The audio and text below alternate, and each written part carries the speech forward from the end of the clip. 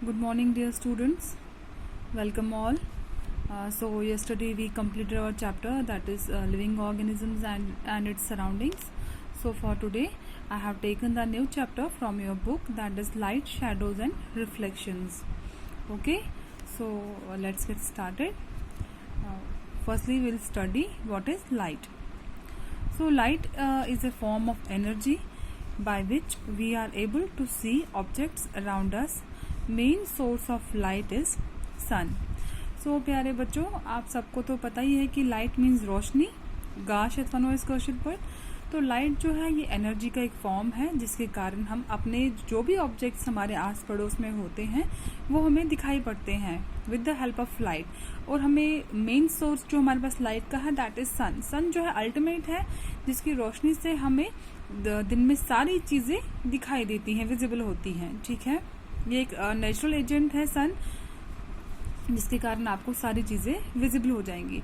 But अगर हम रात की बात करें तो रात में तो सन निकलता नहीं है, तो रात में जो है हम अपने घरों की लाइट से ही चीजों को देख पाते हैं. ठीक है, जैसे आप लाइट बंद करोगे तो आपको चीजें जो है विजिबल नहीं होंगी.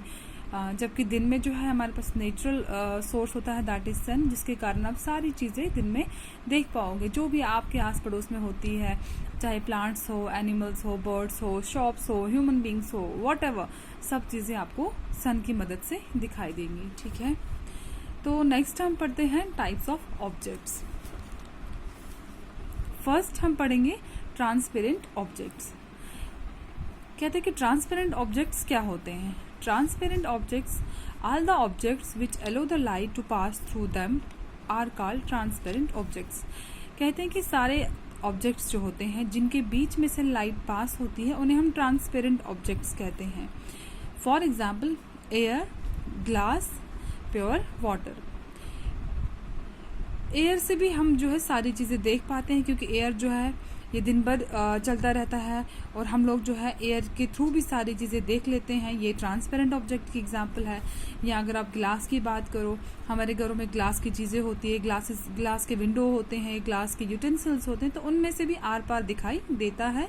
और प्योर वाटर, आप किसी झरने पे जाओ, अगर वो बिल्कुल साफ पानी है तो उसमें भी हम आर पार की चीज़ें देख पाते हैं. ठीक है, तो ऐसे ऑब्जेक्ट्स जिनमें से हम आर पार देख पाए उन्हें हम ट्रांसपेरेंट ऑब्जेक्ट्स कहते हैं.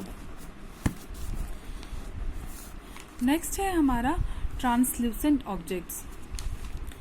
All the objects which are cloudy and allow part of the light to pass through them are called translucent objects. कहते हैं कि वो सारे ऑब्जेक्ट जो जिनमें से धुंधलापन दिखाई दे, थोड़ा क्लाउडी हो, धुंधला सा दिखाई दे और पूरी लाइट उसमें पास ना हो, उसे हम ट्रांसल्यूसेंट ऑब्जेक्ट्स कहते हैं. For example butter paper, thin sheets of plastic या टिंटेड विंडोज. आपने देखा होगा जब भी हम अपने घरों में आप रोटी अगर आप खाते हैं, सपोज उसमें घी लगा हो, तो आप देखो उस पेपर पे जो फिर निशान सा लग जाता है, रोटी की शेप का वो आकार ले लेता है, जिसमें हमें हल्का सा दिखाई देगा, पूरा क्लियरली इसमें विजिबल नहीं होता है. और कुछ पतली शीट्स प्लास्टिक की भी होते हैं जिनमें हमें हल्का हल्का दिखाई देता है. तो ऐसे ऑब्जेक्ट्स को जिनमें से क्लाउडी दिखाई दे, हल्का दिखाई दे, धुंधला दिखाई दे, उन्हें हम ट्रांसल्यूसेंट ऑब्जेक्ट्स कहते हैं. फर्दर हमारा है ओपेक ऑब्जेक्ट्स.